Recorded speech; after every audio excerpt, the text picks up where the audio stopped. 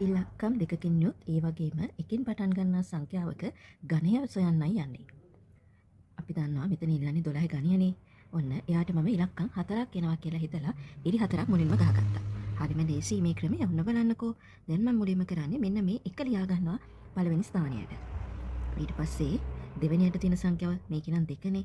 2 පළවෙනි බලය ලියා ගන්නවා දෙවෙනි ස්ථානයට. ඊට පස්සේ තුන්වෙනි ස්ථානයට ලියන්නේ කවුද? 2 දෙවෙනි බලය 4නේ. ඔන්න මං 4 ලියාගත්තා. 4වෙනි ස්ථානයට ලියන්නේ 2 තුන්වෙනි බලය. ඒ කියන්නේ කීයද? 8නේ. ඔන්න අපි ලියාගත්තු ඉලක්කම ආපහු ලියාගමුකෝ. 1 2 4 8. ඊළඟට මම මොකක්ද කරන්නේ? මෙන්න මේ මැද තියෙන ඉලක්කම් දෙක දෙකෙන් ගුණ කරනවා. එතකොට කීයද? 2 දෙකෙන් ගුණ කරාම 4යි. 4 දෙකෙන් ගුණ කරාම 8යි. ඔන්න ඔය ආපු ඉලක්කම් දෙක එකතු කරන්නයි තියෙන්නේ. ඒ කියන්නේ මොකද්ද? 1248ට එකතු කරන්න ඕනේ 48ක්. හැබැයි 48 එකතු කරන්නේ මැද ඉලක්කම් දෙකට. මෙන්න මේ විදිහට එකතු කරාම බලමුකෝ අන්තිම උත්තරේ කීයද කියලා. 8යි 4යි 8යි එකතු කරාම 12යිනේ. 12න් දෙක ලියා ගත්තා. ඊතරොයි එකක්.